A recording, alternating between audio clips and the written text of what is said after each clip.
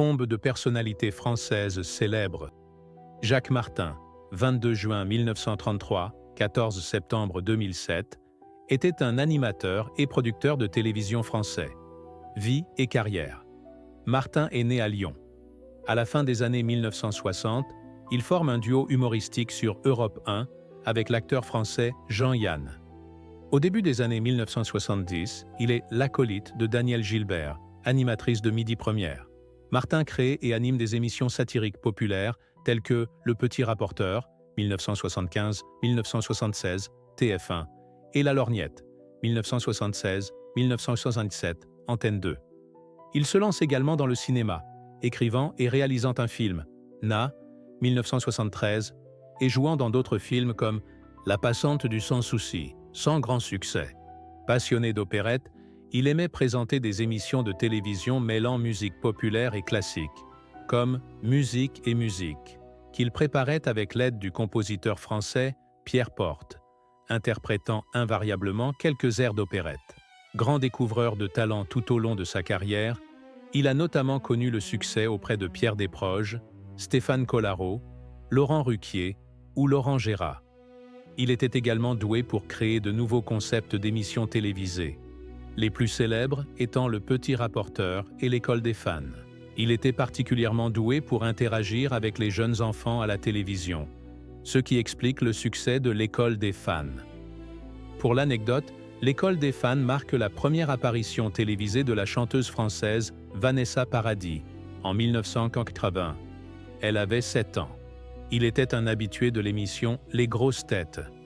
Il était également un admirateur de Sacha Guitry, qu'il aimait citer et dont il s'efforçait d'imiter les manières. Jusqu'en 1998, il animait l'intégralité de l'après-midi dominical de France 2, avec l'émission Dimanche Martin. Maladie, décès. Martin est décédé à l'âge de 74 ans des suites d'un cancer, le 14 septembre 2007, à l'hôtel du Palais de Biarritz, où il s'était installé.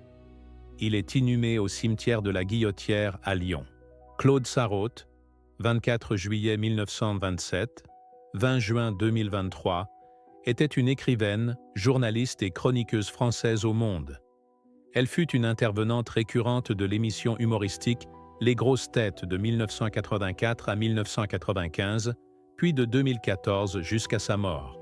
Fille de l'avocate et romancière Nathalie Sarraute et de l'avocat Raymond Sarraute, elle épousa en premières noces le journaliste américain Stanley Karnow, 1925-2013, de 1948 à 1955. Elle se remaria en 1957 avec le médecin Christophe Tsara, 1927-2018, fils de l'artiste suédoise Greta Knutsson et du poète dada roumain Tristan Tzara. Ils eurent 2 fils, Laurent et Martin, et divorcèrent en 1966.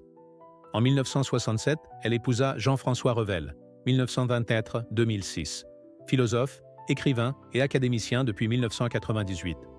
Ils eurent 2 enfants, une fille, Véronique, née en 1968, et un fils, Nicolas Revel, né en 1966, ancien chef de cabinet du Premier ministre Jean Castex. Pendant la guerre, sa mère et ses 2 sœurs fuirent la capitale en raison des lois antisémites du régime de Vichy, collaborateur des nazis. Mais Claude et son père restèrent à Paris, son Paris natal.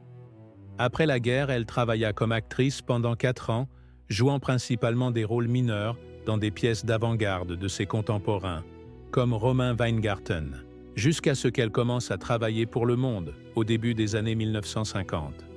Elle s'éteignit dans le 4e arrondissement de Paris le 20 juin 2023, à l'âge de 95 ans.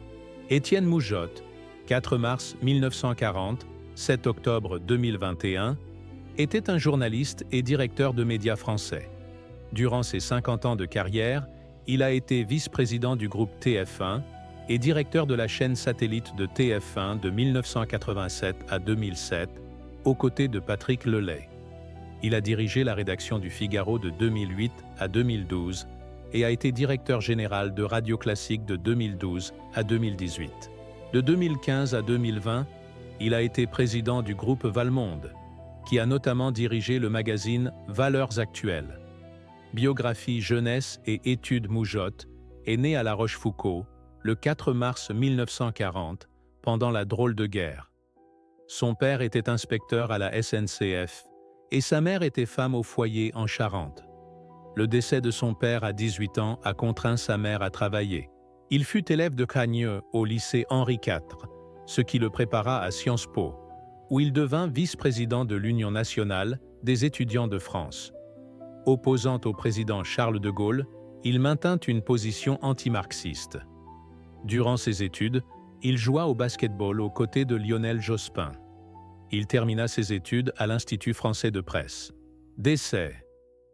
Moujotte est décédé d'un cancer des amygdales à Paris, à l'âge de 81 ans, le 7 octobre 2021.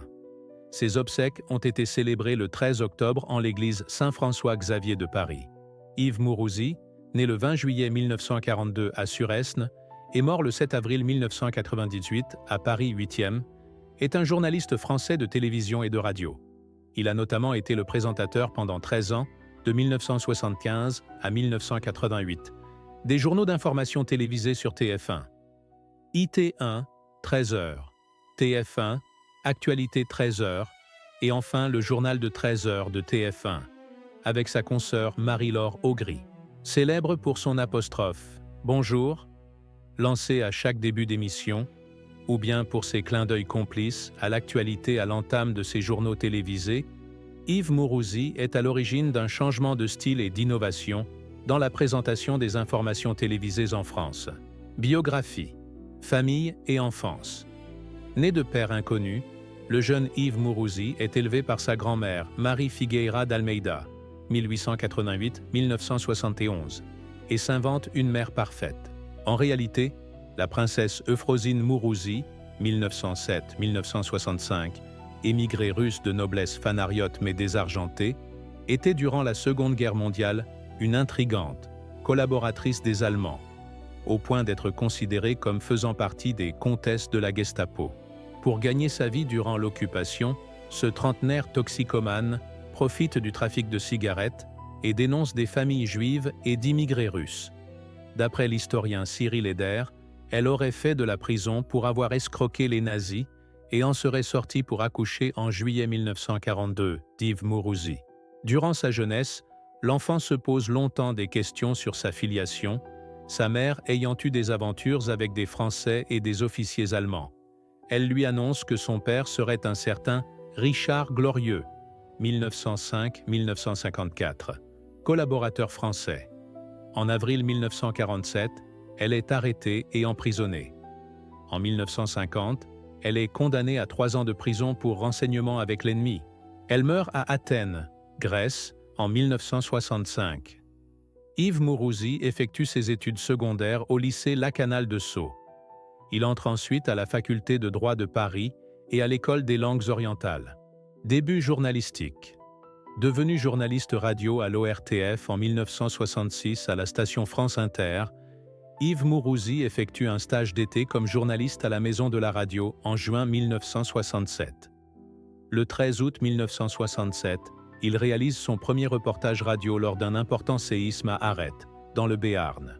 Alors qu'il se trouve en vacances dans la région, il impose ainsi à l'ORTF de rapporter l'événement en direct pendant 4 jours de suite. Il revient en triomphe à la Maison Ronde de la radio à l'été 1967. Lors des événements de mai 1968, Mourousi réalise sa première interview télévisée en interrogeant Alain Peyrefitte, ministre de l'Éducation nationale. Le 6 novembre 1968, il présente pour la première fois le journal de 13h de France Inter, après avoir été rédacteur, puis rédacteur en chef du magazine Inter-Actualité, la tranche d'information de la mi-journée. En 1972, le rédacteur en chef, Christian Bernadac, sélectionne plusieurs de ces jeunes journalistes de France, Inter pour qu'ils produisent et fournissent, à la toute nouvelle 3e chaîne de l'ORTF, des sujets d'actualité quotidienne intitulés Inter 3. Mourousi est choisi, ainsi que, parmi ses collègues journalistes, Jean-Claude Bourret et Régis Faucon. Il anime en 1973 sur la première chaîne de l'ORTF l'émission Feu croisé. Fin 1974, Christian Bernadac prend les commandes de la première chaîne ORTF, qui va devenir TF1, et entraîne son équipe de l'A3 vers l'A1. En 1975, alors que depuis 1968, l'arrivée du Tour de France se déroule à la Cipale, dans le bois de Vincennes. Yves Mourouzi et Félix Lévitan, co-directeurs du Tour de France, annulent l'idée d'une arrivée finale sur l'avenue des Champs-Élysées à Paris. Mourouzi contacte personnellement le nouveau président de la République, Valéry Giscard d'Estaing, pour qu'il autorise l'administration à réaliser ce projet. Ainsi, le 20 juillet 1975, la première arrivée du Tour de France se tient sur l'avenue des Champs-Élysées. Le journaliste et présentateur de journal télévisé français Yves Mourouzi est décédé le 7 avril 1998 à Paris. Il avait 55 ans. Merci. Si vous aimez, cliquez sur « S'abonner » pour recevoir les nouvelles vidéos.